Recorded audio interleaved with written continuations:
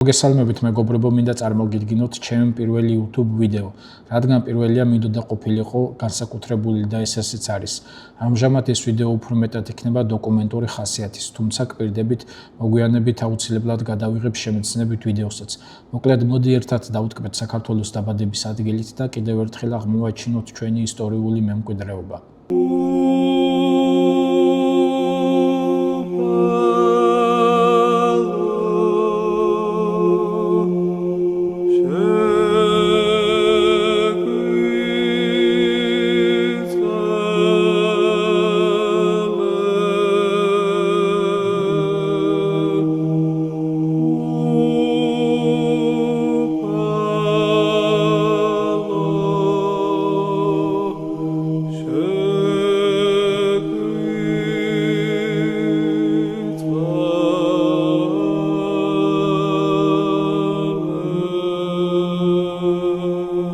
დღეს ვიწყებთ ჩვენს მოგზაურობას ტაო-კლარჯეთში. წინ მეორე საინტერესო ისტორიული ძეგლი გველოდება. დღეს კი ახლა ამ წამს მოვედით ქაჯეთის ციხეზე, რომელსაც თურქები შაითან ქალესის ეშმაკის ციხეს უწოდებენ. ციხე დიდი მნიშვნელობის იყო. ის აკონტროლებდა თანამედროვე საქართველოსკენ მომავალი გზას. თუ მტერი გამოივლდა ქაჯეთის ციხეს, მას გზა ჰქონდა სამცხე-ჯავახეთზე და თრიალეთზე და თბილისზე. ამიტომ მას ძალიან დიდი მნიშვნელობა ჰქონდა. დღეს საკმაოდ კარგად არის შემორჩენილი ციხის დიდი ნაწილი, დანარჩენი კი მოდი ვიდეოში ვნახოთ. ქაჯის ციხე მდებარეობს საქართველოს ისტორიულ-გეოგრაფიულ მხარე ერუშეთში, თანამედროვე თურქეთის ქალაქ ჩილდირიდან რამდენიმე კილომეტრში, კარწახის საზღვრის მიმდებარედ. ქაჯეთის ციხე პირველად ასურულ ლურსმულ წყაროებში იხსენიება როგორც ქარმანი. ისინი მას ურჩხულთა ციხეს უწოდებდნენ. მასთან ტროას ლეგენდარული კედლებიც ვერ მოვა ახლოს. ასე მას ძველი წელთაღრიცხვის მე-6 საუკუნის ბერძენი ანონიმი ავტორი ახასიათებს და მას აპორდუსს, მაგიით მცოდნე ხალხით დასახლებულ ციხეს უწოდებს. ის ასევე ამბობს, რომ ამ ციხის მცხოვრებნი ფლობენ უძლიერეს სამხედრო ტექნიკას და ნებაყოფლობით არიან კოლხეთის სამეფოს ვასალები. თვითონ კოლხები ციხეს საარონს, ქაჯთა ციხეს ეძახდნენ. ამ ხანის წყაროების მიხედვით ქაჯეთის ციხე სამხრეთ კოლხეთის მთიანეთში მდებარეობდა. ექვთიმე თაყაიშვილი მას მრისხანე ციხეს უწოდებს. თურქებმა, როგორც ის აღნიშნავს, ქართული ქაჯის ციხე პირდაპირ თარგმნეს და უწოდეს შეითან კალა. ლევონ მელქისედეკ-ბეგი ვარაუდობდა, რომ ეს ციხე უნდა ყოფილიყო ვეფხისტყაოსნის ქაჯეთის ციხის პროტოტიპი და არა ალამუთის ციხე. ციხის გარს აკრავს დაახლოებით 30-35 მეტრის სიმაღლის მასიური გალავანი. ციხის ტერიტორიაზე მდებარეობს ტაძარი, წყლის რეზერვუარი და სხვა სამეურნეო ნაგებობები. ქაჯის ციხე დაიპყრეს ლალა-ფაშას საქართველოში გამოლაშქრების დროს 1578 წელს, როდესაც ციხის მთელი გარნიზონი განადგურებული იქნა მტრის მიერ. ამ დროიდან არის ალბათ ქაჯის ციხე აოხრებული და მისი რაბათი უმოსახლოდ დარჩენილი. ქაჯეთიდან დავიძარით შავშეთისკენ. შავშეთი გახლავთ საქართველოს ისტორიულ-გეოგრაფიული მხარე. მდებარეობს თანამედროვე თურქეთის რესპუბლიკაში, ართვინის პროვინციაში. ის დასახლებული იყო ჯერ კიდევ ბრინჯაოს ხანიდან. მე-9 საუკუნიდან მოყოლებული აქ ჩნდება ახალშენები. მე-10 საუკუნეში აქ დაარსდა ტბეთის საეპისკოპოსო, რასაც მოყვა შავშეთის ციხის აგება, რომელიც ეპისკოპოსმა საბა მტბევარმა ააგო. ციხის მშენებლობა დაკავშირებულია საქართველო-ბიზანტიის გართულებულ ურთიერთობებთან მე-11 საუკუნეებში. ციხე საკმაოდ კარგი სტრატეგიული მდებარეობა ეკავა და აკონტროლებდა აჭარის წყლის ხეობის სხვადასხვა პუნქტებზე გადამავალ და კლარჯეთთან დამაკავშირებელ უძველეს გზებს. შავშეთის იგივე სათლის ციხის არქეოლოგიური შესწავლა 2007 წელს დაიწყეს თურქმა არქეოლოგებმა. ციხის შიდა ტერიტორიაზე ნაყარი მასა იმდენად დიდი იყო, რომ ისინი 6 მეტრ სიღრმეზე ჩავიდნენ. გათხრები 10 წელს გაგრძელდა და ბევრი რამ იქნა აღმოჩენილი, მათ შორის სასახლე, მარანი, აფთიაქი, თონე და სხვა ყველაფერი, რაც ციხესიმაგრეს სჭირდებოდა ყოველდღიური ცხოვრებისთვის.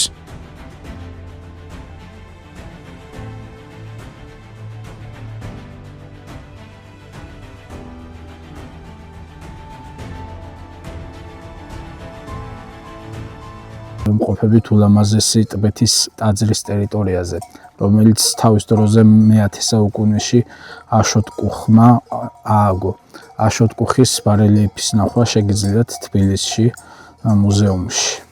ჩვენს წინ კი ულამაზესი ტაძარია, რომელიც სამწუხაროდ 1961 წელს ადგილობრივების მიერ იქნა აფეთქებული.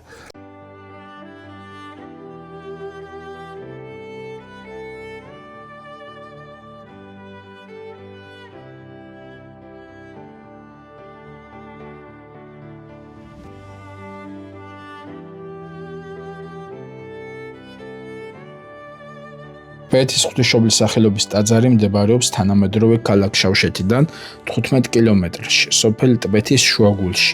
სოფლის თურქული სახელია ჯევიზლი, რაც კაკლიანს ნიშნავს. პირველი ტაძარი აქ მე-10 საუკუნეში ერისთავთერისთავ აშოტკუხის მიერ აიგო. მანვე დანიშნა ტბეთის პირველი ეპისკოპოსი სტეფანე მტბევარი. მე-11 საუკუნეში ეპისკოპოსმა საბა მტბევარმა ააგო ციხესიმაგრე და დაიცვა მხარე ბიზანტიის აგრესიისგან. ამის შემდეგ ყველა მტბევარი ეპისკოპოსი იმავდროულად შავშეთის ერისთავის ფუნქციასაც ითავსებდა. მონასტერი წარმოადგენდა საქართველოს მნიშვნელოვან კულტურულ სამწერლობო კერას. ვარაუდობენ, რომ ისტორიულ წყაროებში ნახსენები აშოტკუხის მიერ აგებული პირველი ტაძარი მალევე დაინგრა და მის ნაცვლად აიგო ახალი ტაძარი, რომელმაც მოგვიანებით ბევრი ცვლილება განიცადა. მონასტერი მე-17 საუკუნის მეორე ნახევრამდე მოქმედებდა, ანუ ოსმალთა შემოსვლიდან 1 საუკუნის მანძილზე.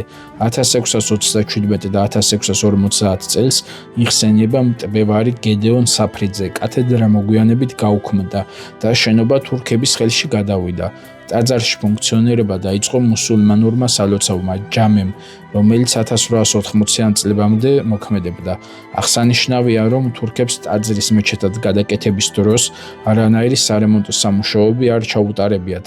მათ შენობა ფაქტობრივად უცვლელი დატოვეს, თუმცა ფრესკები და მოხატულობა მაინც დაზიანდა.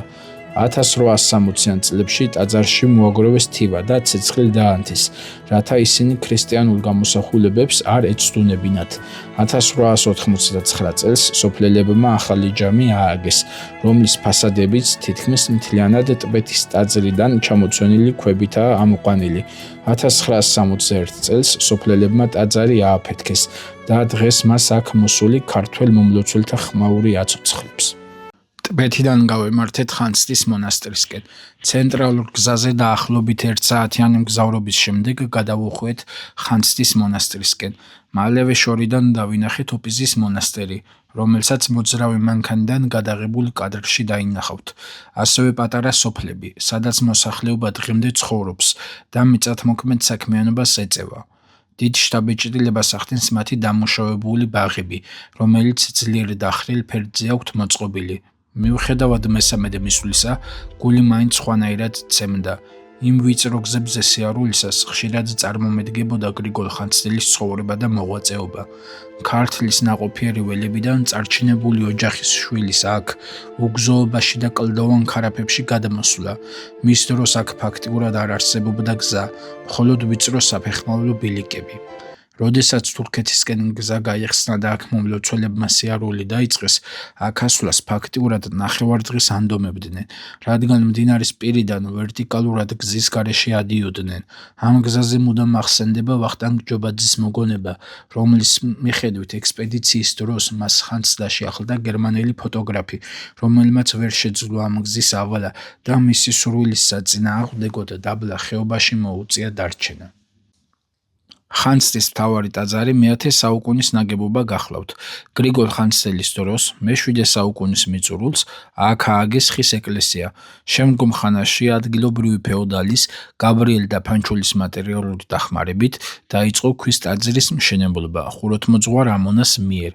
ერისთავთერისთავმა აშოტკუხმა მშენებლობისთვის დიდი თანხა გამოყო.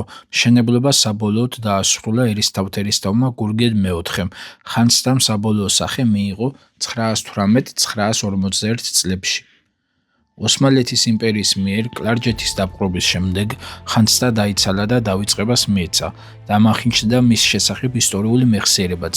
ანტონ კათოლიკოსმა გრიგოლ ხანძთელს უძღვნა საქებარი სიტყვები წყობილ სიტყვაობაში, თუმცა ტექსტიდან ჩანს, რომ მისი ღვაწლის და ზედწოდების ხანძთელის წარმომავლობის შესახებ მან არ იცოდა.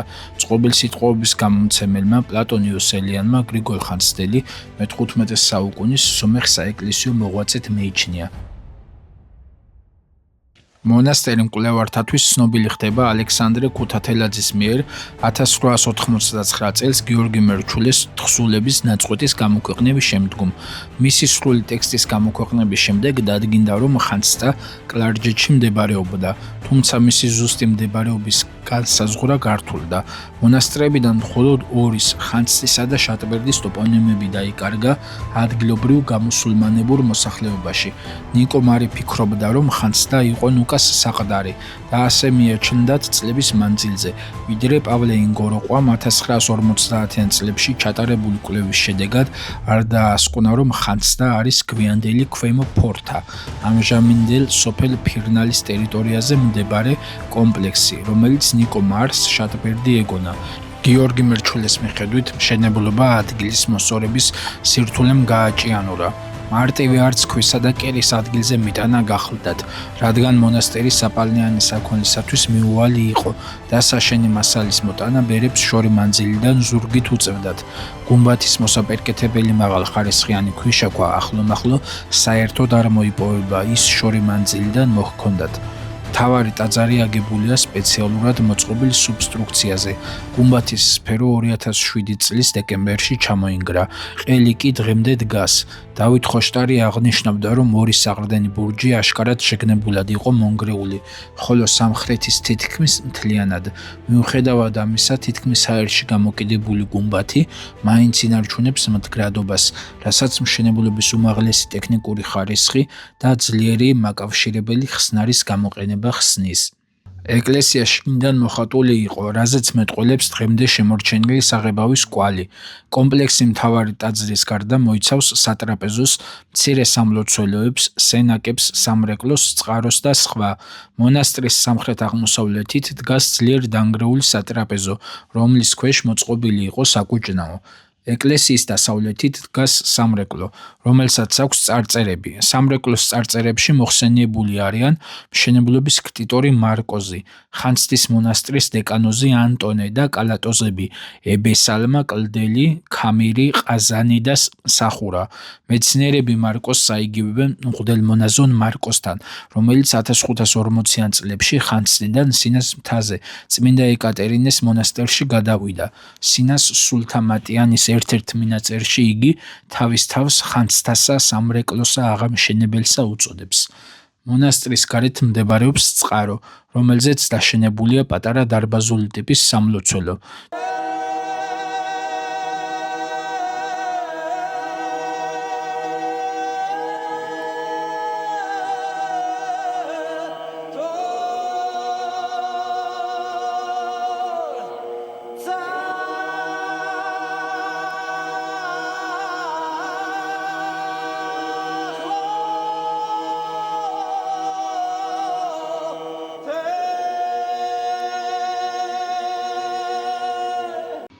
ხანძთიდან გავემართეთ დოლისყანისკენ, რომელიც მდებარეობს კლარჯეთში, მდინარეების არტანუჯისწყლისა და იმერხევის შესართავთან, მაღალი მთის ფერდობზე, თანამედროვე სოფელ ჰამემლისში. შემოდგომის მოკლე დღის გამო გზად შემოგვაღამდა. დღეს სამონასტრო კომპლექსიდან მხოლოდ მთავარი ტაძარია შემორჩენილი. დანარჩენი ნაგებობები მე-19 საუკუნისთვის სრულად იყო განადგურებული. კარგადაა შემორჩენილი ეკლესიის მთავარი, ჯოვორული ნაწილი, რადგან აქ ბოლო დრომდე მეჩეთი ფუნქციონირებდა. სუმბატ დავითის ცნობით 1826 წლის იანვარში დოლისყანის ტერიტორიაზე იდგა აშოტ კურაპალატი, როდესაც იგი მოულოდნელად მოკლეს ოროზ-მოროზის ძეებმა. მონასტერი აქ მე-10 საუკუნიდან დგას, თუმცა ზუსტი თარიღი დადგენილი არაა და მისი რამდენიმე ვერსია არსებობს. გიორგი მერჩულეს გრიგოლ ხანძთელის ცხოვრების ნაშრომის ანალიზიდან გამომდინარე, დოლისყანის ეკლესია აიგო 850-950 წლებს შორის. ტაძრის წარწერაში მოხსენიებულია მეფე სუმბატი და ტაძარიც შესაბამისად დათარიღდა. მოგვიანებით კი წარწერის თავიდან წაკითხვის შემდეგ მიიჩნიეს, რომ ტაძარი ააგო მისმა უფროსმა ძმამ ბაგრატმა, ხოლო სუმბატმა ის მხოლოდ განაახლა. ამის მტკიცებულებად ვახტანგ ჯობაძეს გუმბათის ყელისა და ძირითადი კორპუსის სტილისტური და რელიეფური გამოსახულებების სხვაობა მოყავს. დოლისყანა ადგილობრივებს მეჩეთად ხის კონსტრუქციით გადაუკეთებიათ. იატაკის სიმაღლე 5 მეტრით პატრონიკეს დონეზე აუწევიათ და ზედა ნაწილი მთლიანად შეუთეთრებიათ. შესასვლელად კი ჩრდილოეთ მკლავის ხელოვნურად გადიდებულ სარკმელს იყენებდნენ. დოლისყანის სამხრეთი სარკმლის ღიობის ზემოთ არის წარწერა ქრისტე ადიდე მეფე ჩუენი სუმბატ მზეგრძელობით. ასევე გუმბათის ყელშია ფილა სუმბატ მეფის გამოსახულებით და წარწერით. სამხრეთი სარკმლის ორივე მხარეს გამოსახულია მიქაელ და გაბრიელ მთავარანგელოზები. ასევე გვხვდება წარწერა წმინდა სტეფანეს მოხსენიებით. ტაძარი მოხატული ყოფილა, დღეს შემორჩენილია მოციქულთა ფიგურები. ვახტანგ ჯობაძე მხატვრობას მე-13 საუკუნით ათარიღებს. ასევე შემორჩენილია ბათქაშზე შესრულებული სავარაუდოდ მე-14-მე-15 საუკუნეების ნაკაწრი წარწერები. რამდენიმე წარწერა მიემართება მთავარანგელოზებს, ამიტომ დავით ხოშტარია დოლისყანას მთავარანგელოზთა სახელობისად მიიჩნევდა. ტიერი კი წმინდა სტეფანეს სახელზე აგებულად. დოლისყანიდან არტანუთში მივდივართ ხოლმე, თუმცა ციხეზე არქეოლოგიური სამუშაოების გამო არ გვიშვებენ. ასევე შემოდგომის მოკლე დღე გვქონდა და ამიტომ პარხლის ხეობისკენ გავემართეთ. მოდი არტანუთში შემდეგი ვიდეოსთვის გადავდოთ და იქ მოგიყვებით თანამედროვე მოცემულობის საქართველოს დაბადების ადგილის შესახებ.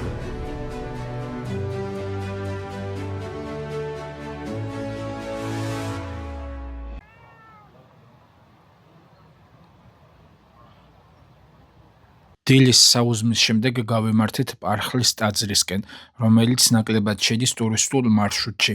გზად დავინახეთ ციხე, რომლის შესახებ ინტერნეტში ინფორმაცია ფაქტიურად არ მოიპოვება. მისი სახელი ტაო-კლარჯეთის მკვლევარმა, კვლევის ცენტრის წევრმა ბებური გოზალიშვილმა მომაწოდა. ციხეს ნასოფლარიდან გამომდინარე უთავის ციხე ეწოდება. ქართული წერილობითი წყაროები მას არ იცნობენ, თუმცა გვიან ოსმალურ წყაროებში მის შესახებ ინფორმაცია არსებობს. მოვედით მეგობრებო პარხლის ტაძრის ტერიტორიაზე, რომელიც დღეს უკვე მეჩეთად არის ქცეული. ტაძარი რამდენიმე წლის წინ ადგილობრივმა ხელისუფლებამ, უბრალოდ თურქეთის ცენტრალურმა ხელისუფლებამ აღადგინა და დღეს უკვე მას აღდგენილი სახით ვხედავთ. ტაძარი ბოლო პერიოდამდე მაინც კარგად იყო შემორჩენილი, თუმცა მაინც საჭიროებდა მცირე, მაგრამ გადაუდებელი სამუშაოებს. აი შევატრიალებ კამერას.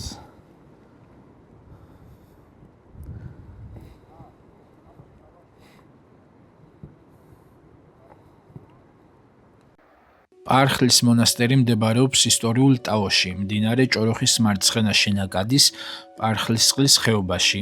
ტაძარი ააგო დავით მესამე კურაპალატმა. იგი აგებული უნდა იყოს 973 წელზე ადრე პერიოდში. ამ დროს შატბერდში მოღვაწე იოანე ბერაიმ გადაწერა და პარხალს შესწირა სახარება, რომელიც ლიტერატურაში პარხლის ოთხთავის სახელითაა ცნობილი და ხელნაწერთა ინსტიტუტში ინახება. ძეგლი დათარიღებულია 973 წლით.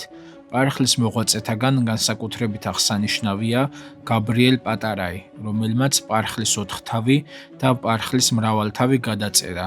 პარხალში გადაიწერა ასევე შუშანიკის წამება. პარხლის მრავალთავი ეტრატზე ნუსხახუცურით გადაწერილი დიდი მოცულობის ხელნაწერია. შეიცავს 655 ფურცელს. ანდერძის მიხედვით იგი გადაწერილია პარხალშივე, გაბრიელ პატარაის მიერ, რომელიც ხელნაწერს წმინდათა მოწამეთა საკითხავებს უწოდებს. მას კრებულის შესადგინად დიდი მუშაობა ჩაუტარებია. ესე მამათა მოწამეთაი, რომელი პარხალს არა ეწერა, იშხნით მოვიღე და მით გავისრულე. წერს იგი. ამჟამად ხელნაწერი შეიცავს 159 ნაწარმოებს. იოანე ოქროპირის, გრიგოლ ღვთისმეტყველის, ასევე ბიზანტიელი ავტორების ბერძნულიდან თარგმნილ თხზულებებს. მასში ჩართულია ქართული ორიგინალური მწერლობის ძეგლები, შუშანიკის წამება, აბოს წამება და იოანე ბოლნელი ეპისკოპოსის ქადაგებანი. პარხლის ტაძარზე რამდენიმე ლაპიდარული და წითელი საღებავით შესრულებული წარწერაა. მათ შორის განსაკუთრებით მნიშვნელოვანია ტაძრის სამხრეთ ფასადზე შუა ნავის კედელზე წითელი საღებავით დიდი ზომის ასოებით შესრულებული 11 წრიქონიანი წარწერა, რომელიც ეკუთვნის პარხლის წინამძღვარ იოვანეს.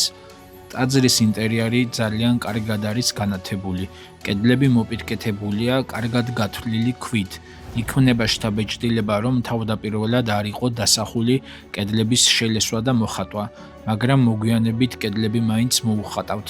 სამწუხაროდ ამ მოხატვიდან მხოლოდ პატარა ფრაგმენტები შემორჩა. ექვთიმე თაყაიშვილის ვარაუდით, წინამძღვრის ნიშში გამოსახული იყო თავად წინამძღვარი. პარხლის მონასტრის ეკლესია გეგმითა და პროპორციებით უახლოვდება ოთხთას ეკლესიას და მასთან ერთად გვიანდელი ქართული ბაზილიკების მნიშვნელოვან ნიმუშს წარმოადგენს. ბაზილიკის შუანავი მაღალი და მკვეთრად გამოყოფილია. ფასადთა ჩუქურთმები აქ უკვე გარკვეულ როლს თამაშობს. ძეგლს ამკობს სარკმელთა თავსართები, გრეხილით მორთული ჯვრები, ცხოველთა რელიეფური გამოსახულებები. უამრავი წარწერაა ტაძარზე, რომელშიც მოხსენიებულნი არიან ის პირნი, ვინც იღვაწა ძეგლის შესამკობად. ოსმალთა შემოსვლის შემდეგ მე-16 საუკუნეში ტაძარი მეჩეთად გადაკეთდა. პარხლიდან დავიძარით ქალაქი უსუფელისკენ. ძველი ქალაქი 2023 წელს წყალში ჩაიძირა. ახალი კი იქვე კლდოვან ქანებში იქნა აგებული. ქალაქთან ახლოს მდებარეობს კავკასიძეების ციხეც.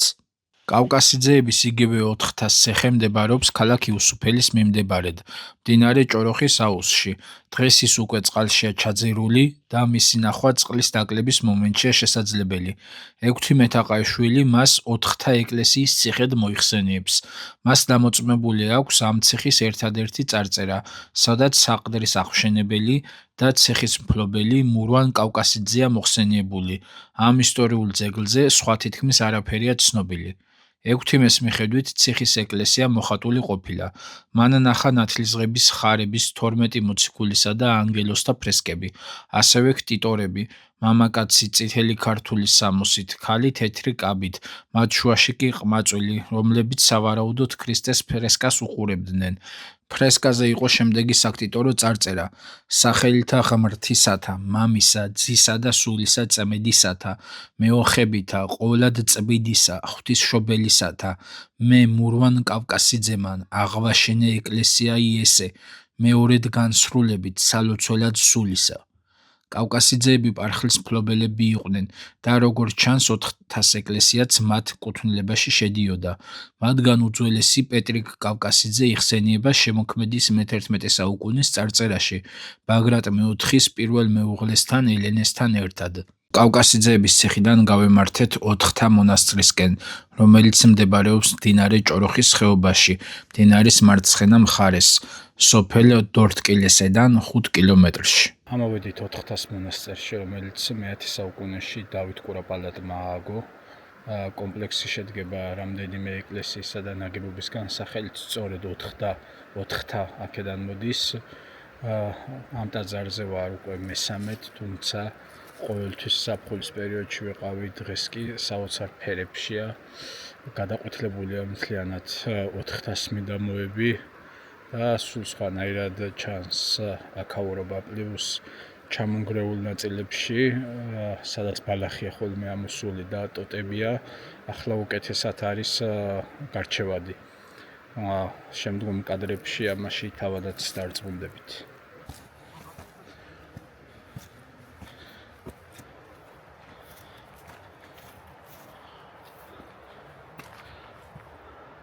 კომპლექსი შედგება 4 ნაგებობისგან.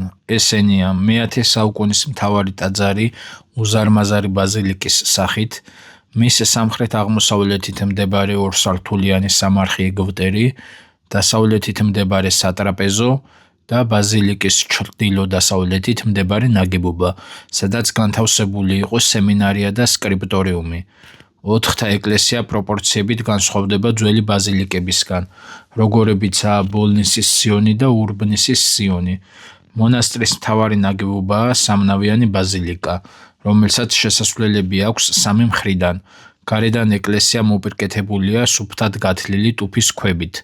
ეკლესიაში სამხრეთ და დასავლეთ კედლები დაფარულია 2 მეტრიანი ფერდიდან ჩამოსული ქვაღორღის მასით. აფსიდით დასრულებული შუა ნავი მკვეთრად არის გამოყოფილი გვერდის ნავებისგან. სახურავის კალთები ციცაბო, ხოლო ფასადები დამუშავებულია ვიწრო და მაღალი დეკორატიული თაღებით. ნაგებია აგურითა და ქვაყურით. შემოსილია მორუხო მოყავისფრო თლილი ქვით. ინტერიერი მოხატული იყო. საკურთხეველში შემორჩენილია ფრესკები. 400 მოხატულობიდან განსაკუთრებით ყურადღებას იქცევს საკურთხევლის სარკმლის თაღში მედალიონში ჩასმული ქალის ნახევარ ფიგურა მაღალი წახნაგოვანი გვირგვინით და ხელში ტაძრის მაკეტით. დღეს მიჩნეულია, რომ საკურთხევლის სარკმელში არსებულ ფრესკაზე გამოსახულია სავარაუდოდ წმინდა ელენე ან წმინდა ეკატერინე. 4-თა ეკლესიას არ შემოუნახავს საქტიტორო რელიეფი ან წარწერა ეკლესიის მშენებლობის შესახებ. სამკუთხა აგურის ფილებზე გამოსახული დიდი ჯვრების გარშემო შემდეგი სახის წარწერები ექვთიმემ ასე ამოიკითხა: იესო ქრისტე ადიდე დავით კურაპალატი, ქრისტე ადიდე დავით მეფე კურაპალატი. ტაძრის აღმოსავლეთ ნაწილში, სამხრეთ კედელზე არის კიდევ ერთი წარწერა, რომელიც ასე იკითხება: სახელითა ღმრთისაითა დაუდევით ჩვენ 4-თა ეკლესიასა, სალოცავი მამა, უკუნითი უკუნისამდე, ჩვენ ერისთავთა ერისთავმან ხურსი და ვინც აღასრულოს, ღმერთმან შეეწიენ, ვინ არა ულოცოს, ღმერთმან მიაგოს. ექვთიმეს აზრით ხურსი შესაძლოა ხურციძეთა მამამთავარი ყოფილიყო. არსებობს სხვადასხვა მოსაზრება ტაძრის მშენებლობის თარიღთან დაკავშირებით, თუმცა საბოლოოდ 4-თას მშენებლობის ისტორიას ნათელი მოჰფინა ვახტანგ ჯობაძემ, რომლის მიხედვით ბაზილიკა აშენდა 961-965 წლებს შორის, ხოლო სულ მალე შესაძლებელია მშენებლობის საბოლოო დასრულებამდენაც კი ტაძრის სიმაღლე დაახლოებით 2,2 მეტრით ამაღლდა, რასაც თვალნათლივ მოწმობს სამშენებლო ნაკერები, როგორც აღმოსავლეთისა და დასავლეთის გარე კედლებზე, ასე ნალესობის კვალი ინტერიერის დასავლეთ კედელზე.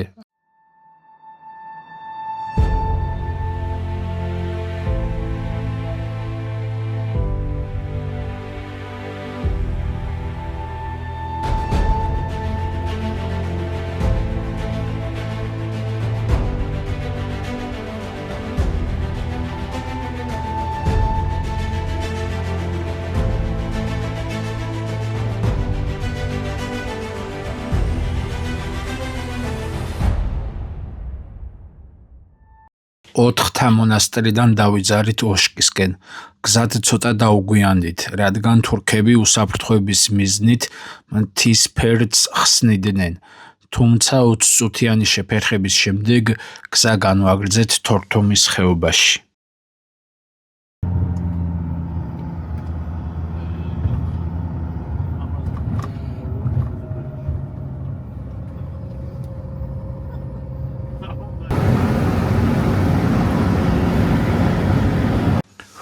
და აი ისიც, მივედით ქართველი ერის შუა საუკუნეების უდიდეს შემოქმედებასთან, ოშკის იოანე ნათლისმცემლის ტაძართან, რომელიც აგებულია მე-10 საუკუნეში.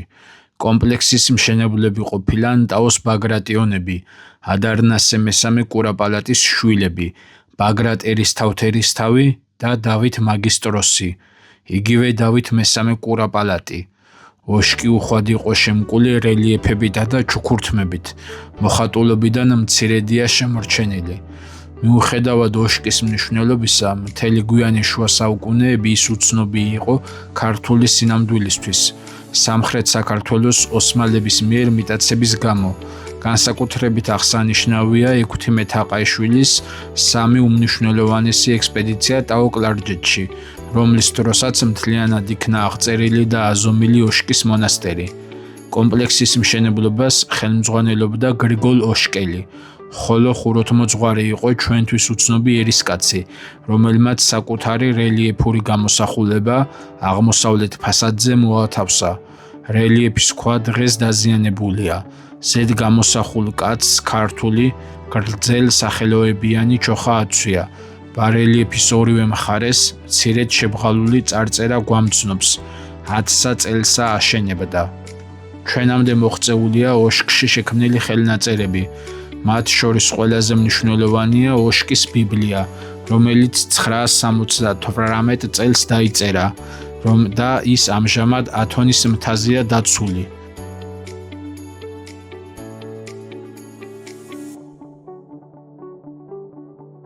გუმბათი 4 თავისუფლად მდგომ მძლავრ ბურჯს და მათზე გადაყვანილ სანახევროდ შეისრულ აფრებს ეყრდნობა. დასავლეთ მარცხენა სვეტში არის ღრმა შეისრული სვეტებიანი მოჩუქურთმებული ნიში. ასეთი ნიში განკუთვნილი იყო წინამძღვრის ან არქიელის საჯდომად.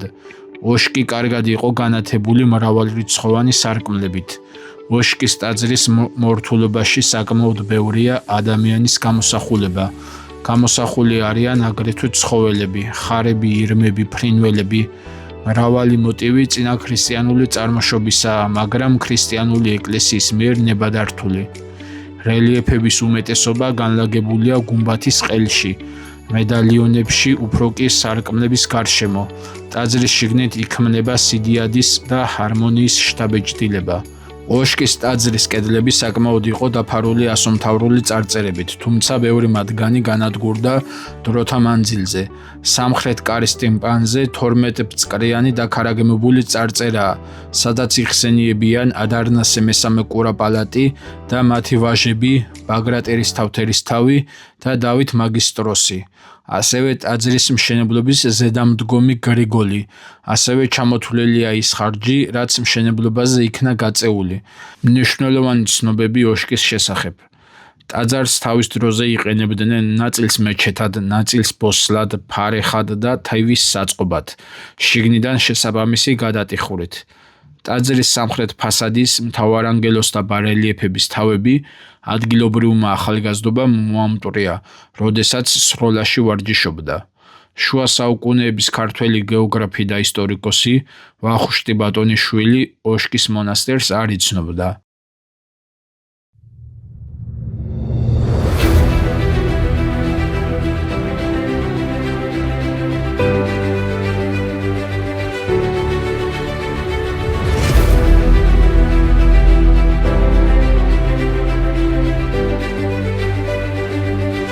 ოშკიდან დავიძარით ხახულისკენ, რომელიც მდებარეობს ტაოში, მდინარე თორთომისწყლის ერთ-ერთ გვერდითა ხეობაში, მდინარე ხახულისწყლის მარცხენა ნაპირზე, ერზრუმის პროვინციის თანამედროვე სოფელ ბაღბაშში. ტაძარში ამჟამად მოქმედებს მეჩეთი. მონასტერი დააარსა დავით მესამე კურაპალატმა. თანდათან ხახულის მომიჯნავე მიწებზე ჩამოყალიბდა ხახულის თემი, ეკონომიკურად დაწინაურებული რეგიონი, გვიან ოსმალური პერიოდის ხახოს ხეობად წოდებული. აქ 100-მდე სოფელი და 30-მდე დამოუკიდებელი წევრილი აზნაური ითვლებოდა. ხახულში შეიქმნა მძლავრი ლიტერატურული კერა. აქ მოღვაწეობდნენ მწიგნობრები და კალიგრაფები, იოანე ხახულელი, დავით თბილელი და სხვა. ყრმობის ჟამს ხახულში მიიღო სწავლა-განათლება გიორგი მთაწმინდელმა. ხახულის მონასტრის მდიდარი ბიბლიოთეკიდან ჩვენამდე მხოლოდ უმცირესმა ნაწილმა მოაღწია. მე-16 საუკუნეში ხახული ქართლის კათალიკოსის საგამგებლოში შედიოდა. მე-16 საუკუნეშივე ოსმალეთის მიერ სამხრეთ საქართველოს ტერიტორიების დაპყრობის შემდეგ ხახული მოსწყდა ქართულ სახელმწიფოებრივ და კულტურულ ცხოვრებას. ხახულის მონასტრის დიდი გუმბათოვანი ეკლესია გეგმით ჯვრისებრი, წაგრძელებული ნაგებობაა. გუმბათი აფსიდის კუთხეებსა და ორ თავისუფლად მდგომ ბოძს ეყრდნობა. ტაძარი მდიდრულადაა მორთული ჩუქურთმებით. გუმბათის ყელი შემკულია გრეხილი, შეწყვილებული ლიღვებით და მათზე დაყრდნობილი თაღებით. განსაკუთრებით გამოირჩევა სამხრეთი სარკმლის თაღებშუა ჩასმული არწივის გამოსახულება. შემორჩენილია ფერწერის ფრაგმენტები. ხახულის მონასტრის საგანძურში იყო ქართული ოქრომჭედლობის ღირსშესანიშნავი ნაწარმოები, მე-13 საუკუნის ღვთისმშობლის კარედი ხატი, რომელიც შემდეგში ხახულის ხატის სახელით გახდა ცნობილი. ტაძარში დღეს მეჩეთი ფუნქციონირებს. ვიცი ეს ბევრი ქართველისთვის გულსაწყვეტია, თუმცა ხახულის ტაძარმა რომ ხანძთის ბედი არ გაიზიარა, იმის დამსახურებაა რომ დანარჩენ საქართველოს მოწყვეტილი ადგილობრივი გამუსულმანებული მოსახლეობა მასზე საუკუნეების მანძილზე ზრუნავდა.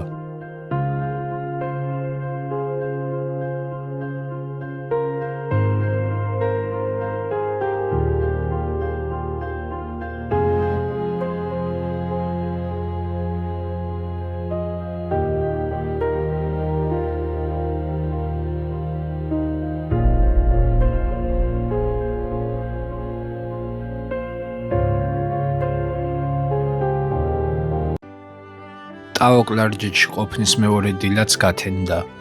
მიუხედავად შემოდგომის სუსხისა, დილა ადრიან ავდექი და სასტუმროს მიმდებარედ პარხლის ხეობის ოქროსფერი ფოტო და ვიდეო კადრები გადავიღე.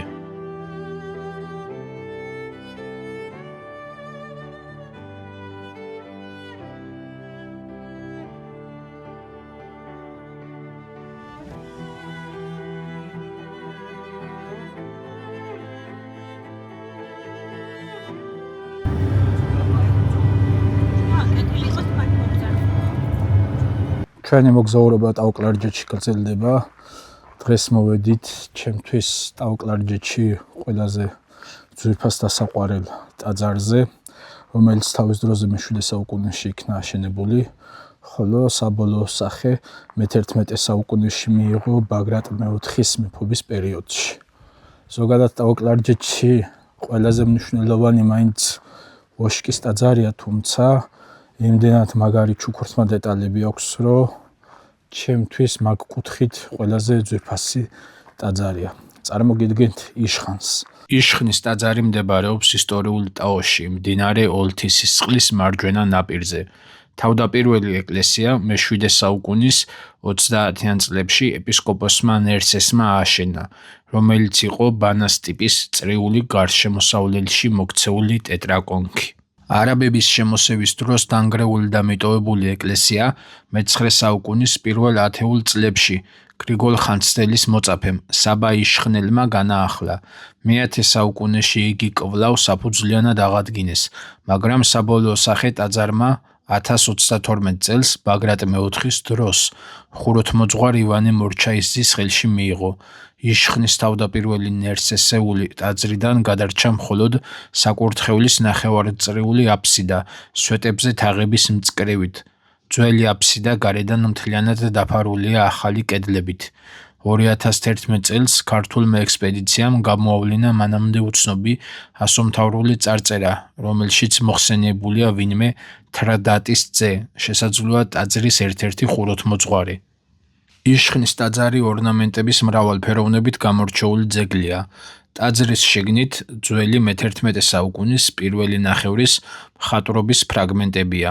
ჩვენამდე მოღწეული ზოგიერთი ნუსხის მინაწერი მოგვითხრობს იშხნელ მოღვაწეთა მწიგნობრულ საქმიანობაზე. ილარიონ იშხნელის დაკვეთით არის გადაწერილი ასკეტურ თხზულებათა კრებული და მესტიის სახარება. მე-11 საუკუნეში ტაძარში მნიშვნელოვანი სარესტავრაციო სამუშაოები ჩატარდა.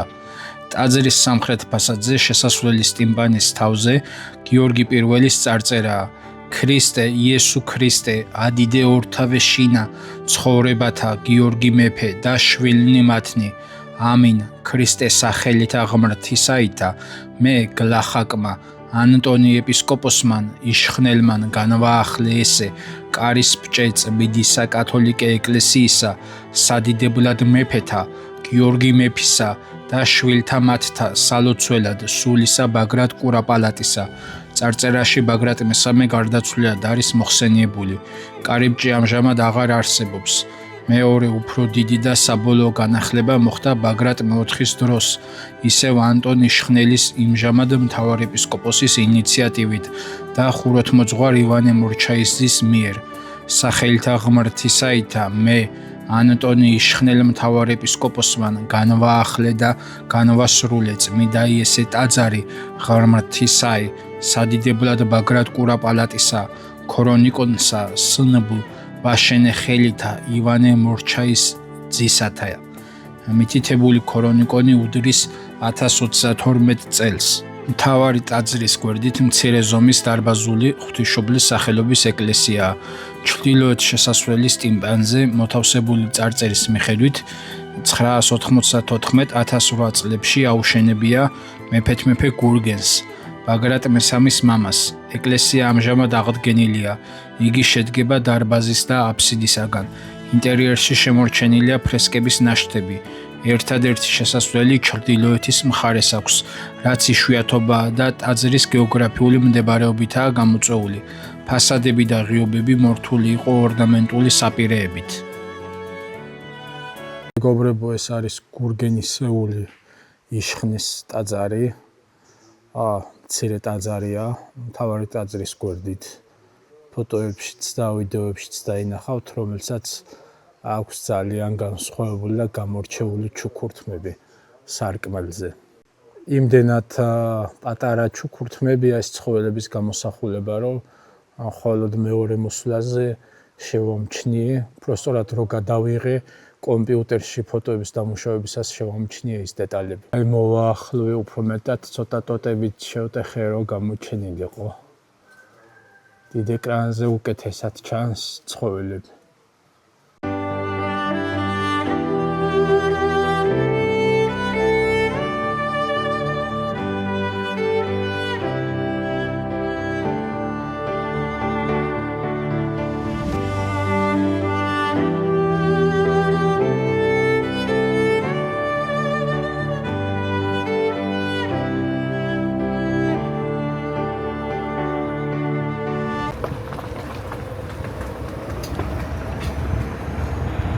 იშხანსტავე მშვიდობით და გზა განვაგრძეთ ტაოს ხეობებში, სადაც აივალის წყალსაცავში ამოზიდულა ტაოსკარის გადმოღმა კოშკი.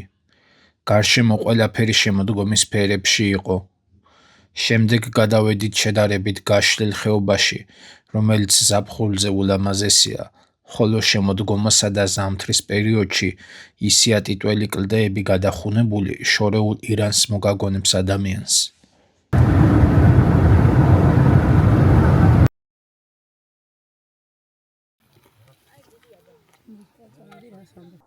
ტაო-კლარჯეთის ტური მთავრდება. მოვედით ბოლო სანახაობაზე, ვინც აქ არის ნამყოფი, ალბათ მიხვდებით, რომელ ტაძარსაც გულისხმობ. ტაძარი, რომლის ანალოგი საქართველოში არ მოგვეძებნება, თავისი არქიტექტურული სტილიდან და ფორმიდან გამომდინარე. წარმოგიდგენთ ბანას ტაძარს.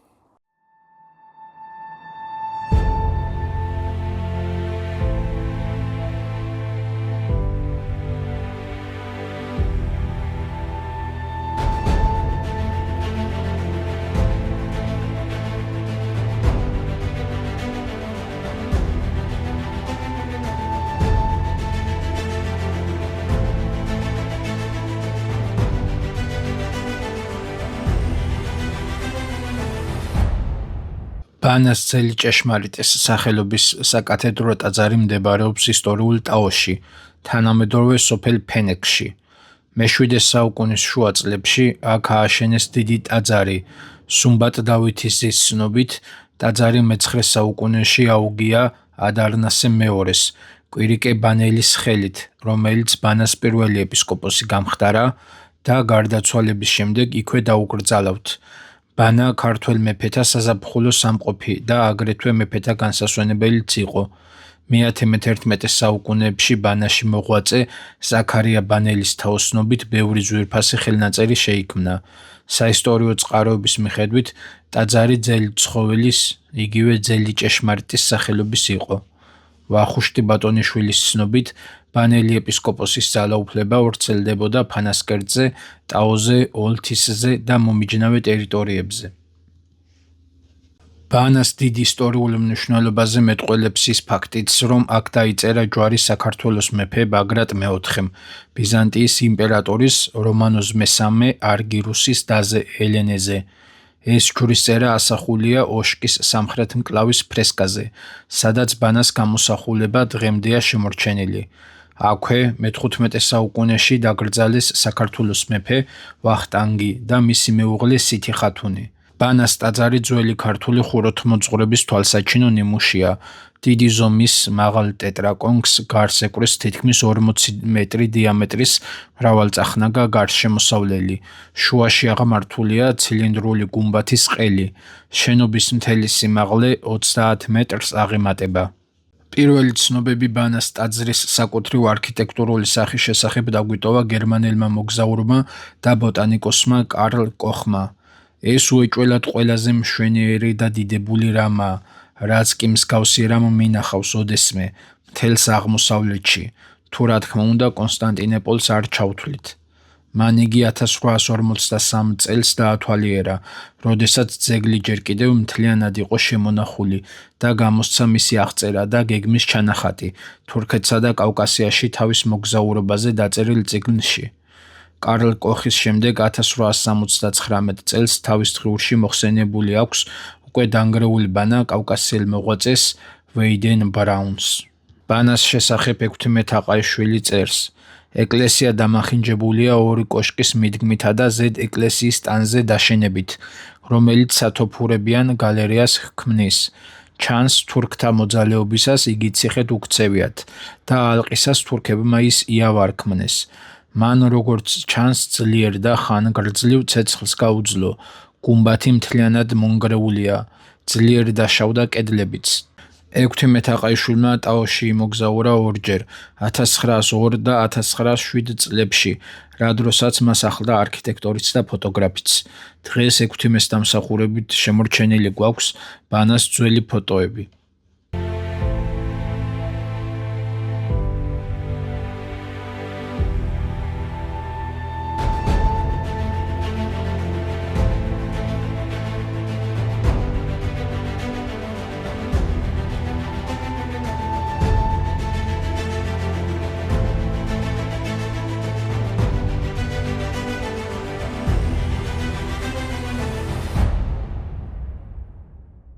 ბანა გახლდათ ბოლო ისტორიული ძეგლი, რომელიც მოვინახულეთ.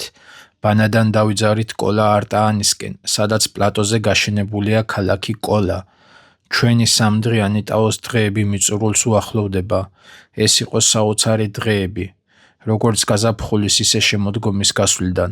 ვიდეოში დრონის კადრები სწორედ გაზაფხულის გასვლიდანაა, რომელიც ჩემი მეგობრების თორნიკე დიასამეძისა და გიორგი ტაკაშვილის გადაღებულია. და ბოლო კადრში გამოჩნდა გზაგასაყარიც, რომელიც კიდევ ერთხელ გვახსენებს, რომ სადაც არ უნდა წავიდეთ, საბოლოოდ ყველა გზა მაინც საქართველოში მიდის.